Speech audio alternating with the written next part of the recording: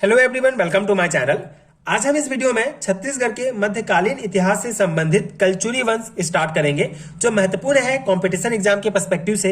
यहां से काफी क्वेश्चंस पूछे जाते हैं। सो कलचुरी वंश छत्तीसगढ़ के पर्सपेक्टिव में बहुत महत्वपूर्ण वंश है, बहुत इंपॉर्टेंट है, क्योंकि छत्तीसगढ़ में सबसे लंबे समय तक शासन करने वाला वंश है। छत्तीसगढ़ में लगभग 1000 ईस्वी से इनकी शुरुआत मानी जाती है। 1000 ईस्वी से ये छत्तीसगढ़ वाले क्षेत्र में शासन करना स्टार्ट करते हैं। सो इसके जितने भी शासक हैं सभी बहुत महत्वपूर्ण है। सभी के बारे में एक एक करके हम डिटेल में डिस्कस करेंगे। लेकिन ये छत्तीसगढ़ के स्थानीय राजवंश नहीं है। छत्तीसगढ़ में शासन करने से पहले ये अपना शासन जो है बाहर जो है स्थापित किए थे। ठीक है, बाहर से ये आए और छत्तीसगढ़ में शासन करना स्टार्ट किए। तो आज हम इस वीडियो में छत्तीसगढ़ के बाहर कलचुरी वंश डिस्कस करेंगे। मध्य प्रदेश में कलचुरी और त्रिपुरी में कलचुरी के जो शासक रहे हैं, उनके जो इंपॉर्टेंट पॉइंट्स हैं उनको हम डिस्कस करेंगे। सो मध्य प्रदेश के कलचुरी की अगर हम बात करें तो स्टार्ट होता है हेहे वंशी महिष्मान ने महिष्मती नगर बसाया। ठीक है, तो कलचुरी अपने आप को हेहे वंशी भी मानते थे। ठीक है, तो अगर इनकी शुरुआत कहा जाए, ठीक है, शुरुआत माना जाए तो हेहे वंशी जो शासक थे महिष्मान, उन्होंने महिष्मती नगर बसाया था। तो यहां से आप ये पॉइंट जो है जोड़ सकते हैं कलचुरी वंश से, क्योंकि कलचुरी अपने आप को हेहे वंशी मानते थे। ठीक है, तो ये जो है एक महत्वपूर्ण पॉइंट है। अगर इनकी राजधानियों की बात करें तो सबसे लंबा समय, बहुत समय तक जो है इन्होंने छत्तीसगढ़ में शासन किया। इसके पहले भी वे दूसरे क्षेत्रों में शासन कर रहे थे। लगभग 550 ईस्वी से 1740 ईस्वी तक इन्होंने जो है शासन किया कलचुरी वंश ने। तो बहुत ही लंबा समय है, बहुत ही लंबा समय है। तो डेफिनेटली ये एक स्थान पर तो इन्होंने शासन नहीं किया होगा, बहुत सारे स्थानों में इन्होंने शासन किया। तो उसी कारण इनकी जो है बहुत सारी राजधानियां भी रही। ठीक है, तो ये आपको बहुत महत्वपूर्ण है, ये आपको याद रखना है भी राजधानियां हैं, क्योंकि क्वेश्चंस पूछा जाता है कि इनमें से कौन सी कलचुरी वंश की राजधानियां नहीं थी। तो आपको पता होनी चाहिए कि कौन कौन सी थी, जिससे आप जो है एलिमिनेट कर पाए ऑप्शन। ठीक है, तो कालंजर, त्रिपुरी, प्रयाग, काशी, रतनपुर, रायपुर, खल्लवाटिका एवं तुम्मार। ठीक है, इतनी जो है इनकी राजधानियां थी। छत्तीसगढ़ के पर्सपेक्टिव में रतनपुर, रायपुर, खल्लवाटिका, तुम्मार ये महत्वपूर्ण है। ठीक है, जब आगे हम छत्तीसगढ़ में कलचुरी वंश पढ़ना स्टार्ट करेंगे तो ये सभी जो है उसके लिए महत्वपूर्ण है। लेकिन छत्तीसगढ़ के बाहर भी इनका शासन था, तो उसमें जो है ये राजधानियां थी।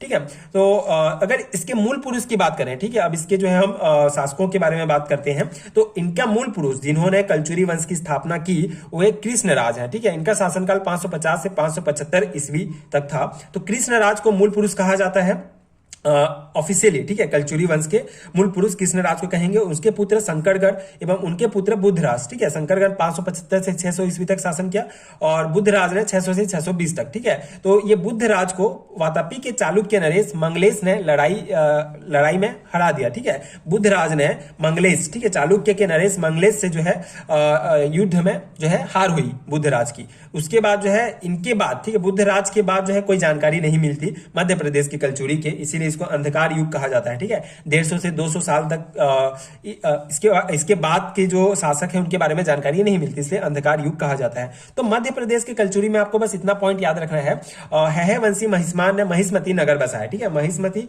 महेश्वर नामक स्थान, वर्तमान का महेश्वर नामक स्थान को महिष्मती कहा गया है, जो कि मध्य प्रदेश में है। ठीक है, तो वहां पे हेहे वंशी महिष्मान ने नगर बसाया था। और शासक की अगर हम बात करें जो ऑफिशियली शासन करना स्टार्ट किए, मूल पुरुष जो थे वो कृष्ण राज थे, उसके बाद शंकरगढ़, उसके बाद बुद्धराज को मंगलेश चालुक्य नरेश ने हराया। उसके बाद जो है इनके बारे में जानकारी नहीं मिलती। तो मध्य प्रदेश के कलचुरी में इतना पॉइंट आपको ध्यान रखना है।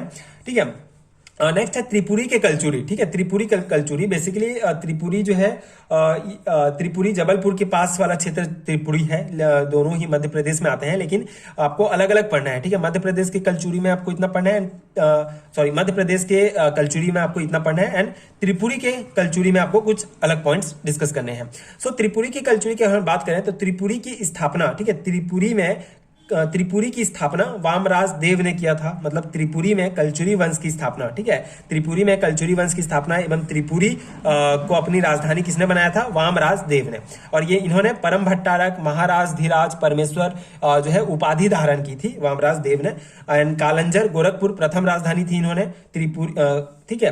त्रिपुरी वाले क्षेत्र में कलचुरी वंश की स्थापना वामराज देव ने की और कालंजर को जो है प्रथम राजधानी इन्होंने बनाया था। उसके बाद त्रिपुरी दूसरी राजधानी बनाई और अपने भाई लक्ष्मण राज को गद्दी पर बिठाया, ठीक है। ये वामराज देव ने लक्ष्मण राज को गद्दी पर बिठाया यहाँ की, ठीक है। ये त्रिपुरी जो राजधानी था उसकी गद्दी पर। इसके बाद इस समय कलचुरियों को चैटुत्य या चंदी नरेश कहा जाता है। ये एक नोट पॉइंट है, आपको ध्यान रखना है। इस समय जो कलचुरी थे उनको चैटुत्य या चंदी नरेश कहा जाता था, ठीक है। ये हो गया।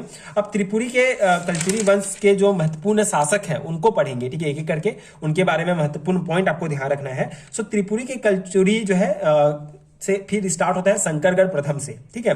तो शंकरगढ़ जो है यहाँ पे भी आए हैं मध्य प्रदेश के कलचुरी में, लेकिन इनका कोई संबंध नहीं है, ठीक है। मध्य प्रदेश के कलचुरी के शंकरगढ़ डिफरेंट है और ये शंकरगढ़ प्रथम डिफरेंट है, ठीक है। और इनका इनसे भी कोई रिलेशन नहीं है, वामराज देव के पुत्र हैं, ये सब नहीं है। ये मतलब उतना स्पष्ट नहीं है इतिहास में।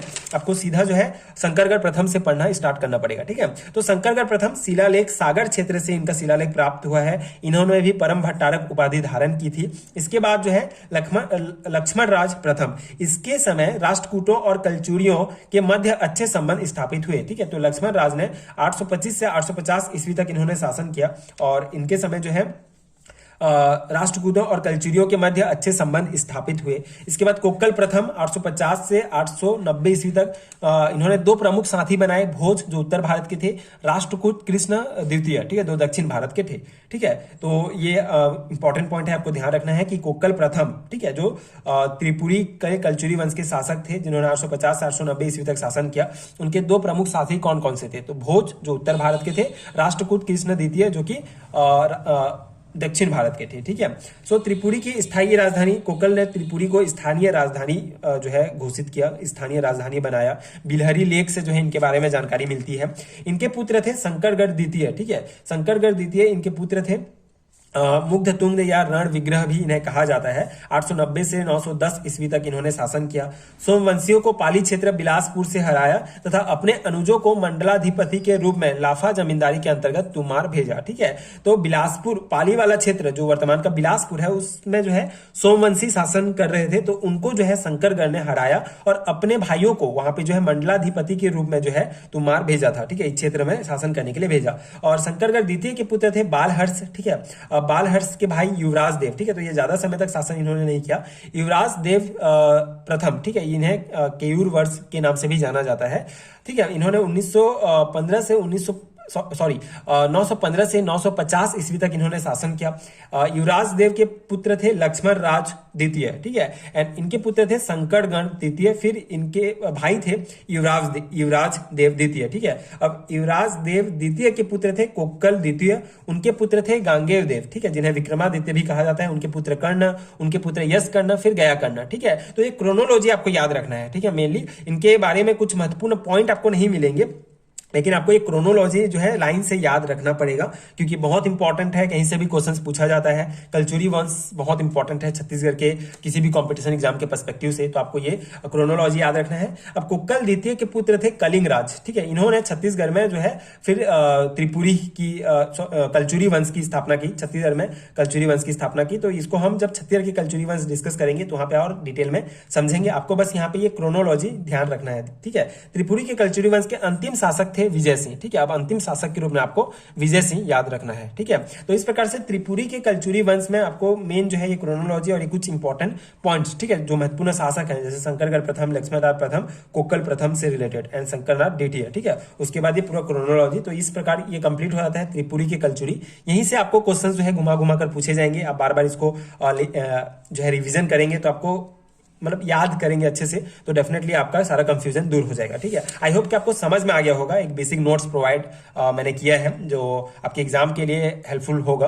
अगर आपको इसका कंप्लीट हैंड रिटन नोट चाहिए जिसमें आपको छत्तीसगढ़ के प्राचीन इतिहास, मध्यकालीन, आधुनिक इतिहास के कंप्लीट हैंड रिटन नोट्स इस प्रकार के मिलेंगे, तो उसको आप नीचे डिस्क्रिप्शन बॉक्स में, कमेंट सेक्शन में आपको लिंक मिल जाएगा, वहां से आप पीडीएफ डाउनलोड कर सकते हैं एंड अपनी तैयारी कर सकते हैं। एंड आई होप कि ये वीडियो आपके लिए हेल्पफुल रहा होगा। आगे वीडियो में हम छत्तीसगढ़ में जो कल्चर कलचुरी वंश है उसको स्टार्ट करेंगे कि छत्तीसगढ़ में किस प्रकार से कलचुरी वंश की शुरुआत हुई, कौन कौन से महत्वपूर्ण शासकों ने शासन किया, उनसे रिलेटेड महत्वपूर्ण पॉइंट हम स्टार्ट करेंगे। ठीक है, आज हमने कलचुरी वंश छत्तीसगढ़ के बाहर के कलचुरी वंशों के बारे में डिस्कस किया, मध्य प्रदेश और त्रिपुरी की कलचुरी। ठीक है, आगे वीडियो में छत्तीसगढ़ में इनकी शुरुआत किस प्रकार हुई उसको देखेंगे। सो आई होप कि ये वीडियो आपके लिए हेल्पफुल होगा। अगर आपको छत्तीसगढ़ के प्राचीन इतिहास से रिलेटेड और वीडियोस देखने हैं तो नीचे आपको डिस्क्रिप्शन बॉक्स में प्लेलिस्ट का लिंक भी मिल जाएगा, आप सभी वीडियोस देख सकते हैं। एंड अगर वीडियो हेल्पफुल है तो आगे की वीडियोस देखने के लिए प्लीज चैनल के साथ जुड़े रहिए, प्लीज सपोर्ट कीजिए, like and subscribe to my channel and thank you so much for watching.